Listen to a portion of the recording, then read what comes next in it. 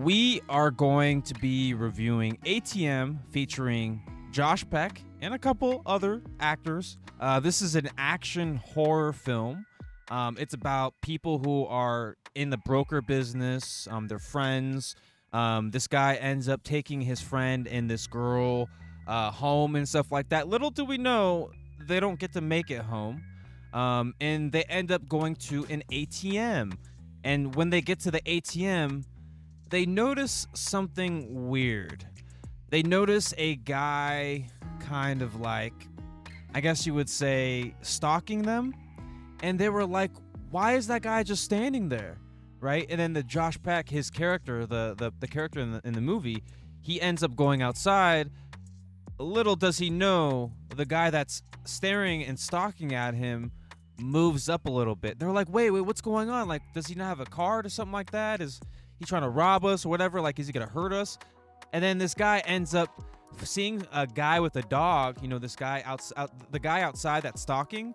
He turns around, sees a guy with a dog, runs to him and attacks him, right? Like, and then it just gets crazier from there, right? Because we don't know what this guy's motives are. We don't know why this guy's stalking. We don't know why he's out there, you know, doing his thing. And before I continue on, this movie is amazing, by the way. I really do love this movie, and I do think this movie really aged so well.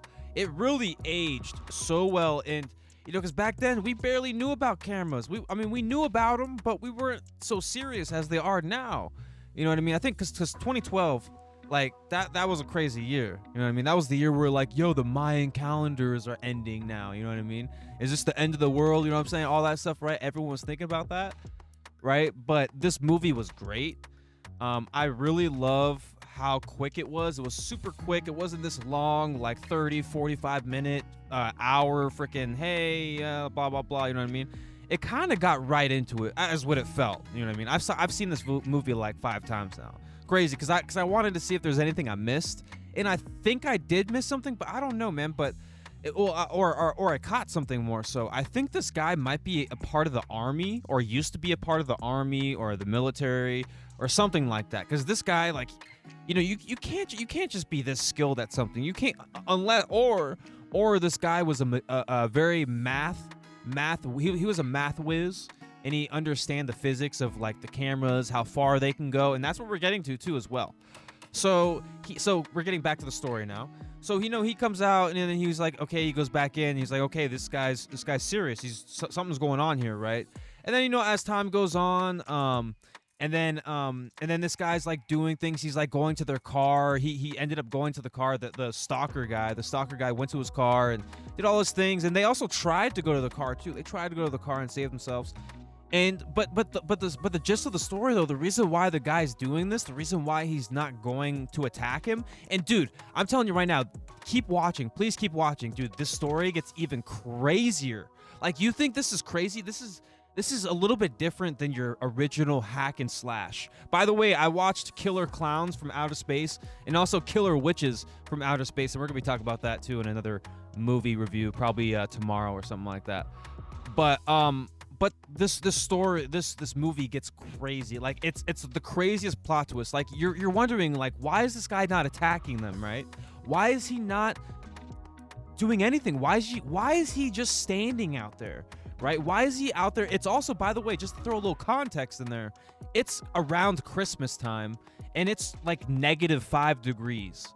Right, so this guy's wearing a jacket. It's super cold. You know what I mean? No one's outside because it's the holidays and everyone's off. All the stores are closed. There's barely anyone out. So that's why this is happening too. That's why no one knows that they're there. But you know what I mean? And they did see a cop too. But the cop went away. But then he does come back eventually, which is not good because it didn't go well. But so they're freaking out, and then and then eventually a dude comes walking in. And they think it's this guy, but this guy, he's wearing like a hoodie. He's wearing like a hoodie, right? He's wearing this hoodie with like these like feather fur things or whatever. You know what I mean? I don't know. It's like this gray. I don't know. I guess it's like a common thing to wear. But there was like everyone wearing it, and they thought that was him. And they ended up attacking the guy that walked into the ATM, and it turned out to be a janitor. and he was going to his job or like coming back from his job or something like that, you know what I mean? And they started freaking out. They were like, who is this? Like, then how is he out there? Who is this? They thought the guy that was that walked in there was a part of it, but not really. Little did they know. And we're gonna get to the juicy stuff, but we're gonna tell you the plot twist. Like, we're not getting to it. We're gonna get to it, don't worry. But they do that, and then one of the characters, the Josh Peck character, he's like, yo, like, I can't be in here, dude. I don't want to be in here no more. Like, I'm tired of this guy. I need to eat. I need to get out of here. It's cold. I'm freezing. All this stuff, right? So he ends up booking it. And the craziest thing, dude, that the stalker guy had a wire. He had like a very thin wire, like a fishing line or something like that, right? And it was thick though. It was thick because this is a person running through it, right? So it has to be a little bit thicker than that, right? But it was thick.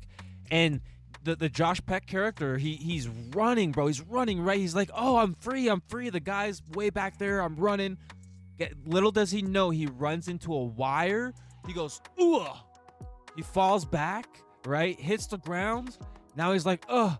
Like, he can't move because he's freaking in shock, and his body just went through a freaking roller coaster, you know what I mean?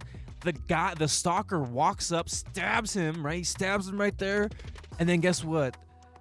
The Josh Peck character is gone. So we know, right? And then all this stuff happens, and then now they're trying to figure out, like, them two, they're trying to figure out what are they gonna do, all these things. And then we get to a point where whatchamacallit, the guy starts putting water into the ATM building. I'm just like skipping ahead. A lot of things happened, but I think it just I want to get to the craziest part. But the dude ends up, also, by the way, just to throw some more context in there too as well, is the stalker guy, he was able to get to the back of the area where the electrical stuff was, so that he took off the heater. I think that's what happened. He took off the heater. He was able to open the back to do this thing here, what we're going to talk about, and that is putting water inside the ATM place. And he ended up overflowing it, to a certain point. It didn't go all the way up, you know what I mean? Because that was not his job. He was not doing it for that. There's a reason too. Well, I don't know. Maybe he was, but I think the girl and the other character, I think they really figured out the idea. But what was so funny though is they said earlier in the movie is because they were trying to figure a way to put an alarm, like have an alarm go off and stuff like that. And no one said they had a lighter, but yet at the end of the movie, someone had a lighter, which was so fun. I don't know if that was like a mix-up on accident or if that was on purpose, because I could have sworn earlier in the movie people said all three of them said they had no lighter, yet I know what happened. It was the janitor, bro. The janitor. That's what happened. Now I know. It's because the Josh Peck had I think that's what happened. I think the janitor had cigarettes and he had a lighter in there. I think that's what happened. I don't know why I forgot about that. Yeah, I think that's what happened. But so they were trying to find they were trying to do that, and then but while they're doing that, there's water overflowing. So they have to hurry up, right? They have to hurry up. They have to get the alarm off. They have to get the police to come save them, you know what I mean? They're over here smashing the ATMs and stuff like that. And they end up getting the fire alarm. But what sucks is the guy, the guy character, the main character dude here, he's holding the girl, right? And then he ends up slipping, and the girl ends up KOing, and she's unalived. She's not here no more, right? And then the stalker ends up breaking open the front door, right? Breaks open the front door. And it's all glass too, so he just runs the car into it, and it's all glass, and you're like, wow, he finally did this out of this. So you're telling me out of the whole movie, this guy did not do that? He waited until now. You want to know why? I'll tell you the juiciest thing ever. This dude that was stalking them, like I said, he was like military. He knew how far a camera can go. He knew the angles, the width, the horizontal, the verticals. He knew how far, the distance, the coloring, like, it was insane. And what he did is he literally framed the girl, he framed the Josh Peck character, and also the main character. He framed them all, but two of them are gone, right? Because think about it. If the guy is hiding from the camera angles, right? The camera angles, right? If the guy's hiding from the camera angles and no one saw him, he's practically a ghost. It's like he's irrelevant to the whole thing. It's like it's like he wasn't even there. He was wearing gloves. There's no evidence that he was even there because he's not on footage. You know, the person that's left is one guy, and he ends up getting in trouble because the cops come, and also too forgot, but the security guard, the stalker killed him, and the security guard was in a chair and he was all wrapped up, and the main character, the guy that was left, threw fire on him. He thought he got him. He got like a cocktail because, you know, the vodka, there was like a vodka or whatever in the beginning of the movie, and that's how I knew, like, because I watched it a couple times, but you could see it in the beginning and stuff like that. It's really cool. Yeah, so the vodka stuff, you could actually see it in the beginning of the party stuff. So if you remember the intro, you know, the intro where it's showing all the stuff happening before it happened, like, you could see the bottle. It's like, oh, I got you, I saw it, right? You know what I mean? But so long story short, yeah, so when the people were inside the ATM area, there was cameras in those ATM machines, right? But the stalker was never in it. The stalker was never seen on anything, right? So what he was doing was he was pretty much framing them.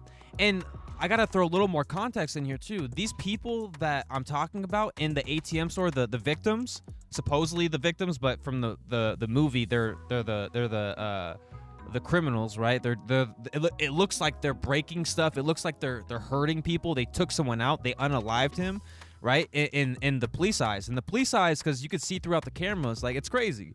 Yeah, so the camera stuff. So he was using the cameras to frame these people. Also, I was trying to throw in context too as well, is that the fact that these people are stockbrokers. They're stockbrokers and stuff like that. And think about it. It's also around Christmas time, right? And apparently someone got screwed over, and the Josh Peck character was also mentioning earlier on that this guy could have been the dude that got screwed over. But the guy's like, no, it's not him. And I think it's true too. I think the dude that the stalker guy, I think this is something he likes.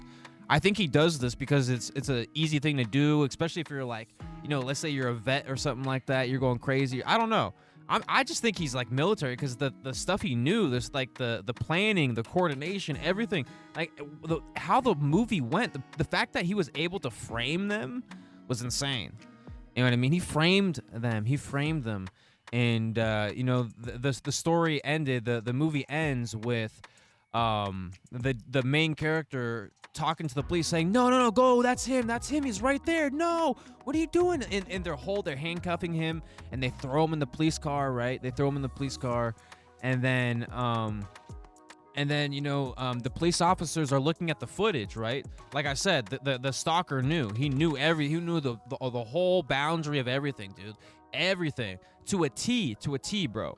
And then the police officers are looking at the footage, and guess what? You don't see the stalker. All you see is the people that are inside the ATM store. You see the girl, the guy, the Josh Peck dude, the character, then also the main character, and they attack a stranger. They're hitting the ATMs. You know, they're like doing all these weird things, but you don't see the stalker. You don't even know this guy exists. And then this guy's gonna talk about it, and they're like, sir, like, we don't even see him in the footage, and no one saw him. So it's just it's the craziest story. And this story, I think it aged like wine, like fine wine. Like, this movie is actually so relevant nowadays. Like, you could do that stuff nowadays, I'm sure, right? Like, figure out all these camera angles, this or that, you know what I mean? Like, it was just the whole movie, it blew my mind, and I can't believe I never saw this movie. By the way, this is my first time seeing this movie, and I'm also going to give a rating in this movie too. I should probably add this in the beginning. Also, by the way, early in the video, Anthony, we are going to be rating this movie too as well, so stay tuned for that, and then keep on going now here. But I will be giving a rating in a second here. But this movie just, it caught me off guard, man. And this is what I do on Tubi. I do mystery nights, like mystery movie nights. And I tend to watch movies that I don't even know of, or maybe I've never watched before, like the Killer Clown stuff. I never watched that. And I can't wait to talk about that movie. Also, the Killer Witch stuff. Very interesting movie. Very interesting. I know they're not related or anything like that, but I think there was a reason why they titled it that way. But we'll get to that though. But overall, man, this movie just caught me off guard. It was slow. It was fun. It was like party-esque at the beginning, and then it got like, oh, like we need to get food, and then we get there, then boom, that's where the suspense, the scary, the haunted, the spooky, the stalkerish, the hack and slash kind of thing here. You know what I mean? And then we got to the end. But overall, like I think this movie was probably one of my favorite hack and slash like chaser movies, because it just like nothing beats the first time watching something. You know what I mean? When you first watch a movie, nothing beats that, because you know nothing. You know nothing. You know what I mean? You know nada. Nada cinca. Nada cincata. You know what I'm saying? You know nothing, right? But after that, you know, it becomes like, oh, I know this now. You know what I mean? Like for this movie, I don't think there's a lot of rewatchability, because after a couple times you'll start catching everything, and then that's pretty much it. Because there's really not much like hidden stuff. I mean, I've never seen someone make a video on this movie, like you know, behind the scenes, like, you know, or not even just behind the scenes, but things that people missed. There's very few things. I mean, there's like the croach or whatever, the badge, the cap or whatever. I think it's like a cap or something like that. It's like a military cap, I think, or something like that. I don't know. And I think that's the reason why this dude was after them. I don't know, man. I don't even know, man, because I could have sworn this guy, the guy was talking about how he got this cap like randomly. I forget, man. I gotta watch it again, dude. Like it's just there are some things in the movie for sure that kind of like okay, that's a little thing that I should probably pay attention to. Or like there's definitely background things, you know, like maybe like a poster or something, you know. It's like movies do that, you know what I mean? But long story short, man, what would I rate it? What would I rate this movie, man? This movie was so great, man. You know, from all the hack and slash to all the talking, all the fun things, the sad things, the crazy things, the plot twists, the climax. Oh man, dude, I was blown away. This movie was by far a 9 out of 10. I give it a 9 out of 10, bro. A 9 out of 10. The only reason why I don't give it a 10 out of 10 is because I don't even know who the freaking dude is. I'm so mad about that, and I really wish they'd make another movie. That's the only reason why. Is because I'm until the day I find out who was actually behind this, like what his job was, why he was doing it, how many other places has he done it, which they spoiled a little bit in the video, because he's in the little like storage area, and there's a bunch of different like names and like addresses and places like that. Like, so this is something this dude's doing. So I just want to know who it is. That's all. And then that's one small thing that I want, the reason why it's a 9 out of 10. And there's also the reason the cell phone thing. You know, why would you leave your cell phone inside the car? You know what I mean? Very interesting stuff. There was that, and then there was also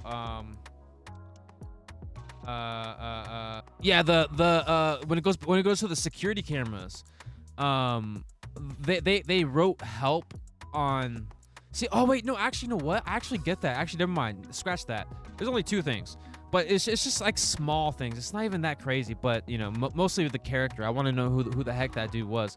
But they wrote help on the wall. But now I get it though. Now I get it, because when they look at the footage now, they see them writing help, and then the dude walks in, and then next thing you know, he gets beat up. So now I kind of get it, but. You know, there were, like, the movie was good. It was really good. Like, the acting was okay. I did like Josh Peck's acting, because I do know his acting and stuff like that, and other people. I mean, it was good. It wasn't bad. It was just like, it was like a very soft acting, fun, scary, suspenseful, spooky kind of like hack and slash horror action film. It was a good film, man. And this is a way overdue way overdone, you know, review. Hopefully you enjoyed it, man. Like, dude, go watch it. Like, you know, go watch it.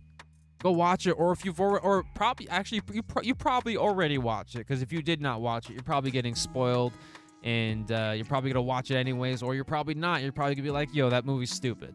But dude, it blew me away. The fact that he was able to frame them, and these people had no idea what he was doing. Why is he out there? No one questioned it. No one was like, why is he out there? Like, why is he not coming in? Because they never knew that he's hiding from the cameras. And the movie even zoomed in onto the camera at the end because they never gave us hints. Besides the beginning where the guy's like doing his thing, he's like doing like lines and he's looking at the cameras and stuff like that. It's really wild, man. Like, this movie was amazing. 9 out of 10, and once I can figure out I don't think we'll ever find out, so it's always gonna be a 9 out of 10. But I just want to know who the heck that dude was. Was he the guy? Because I do have a theory.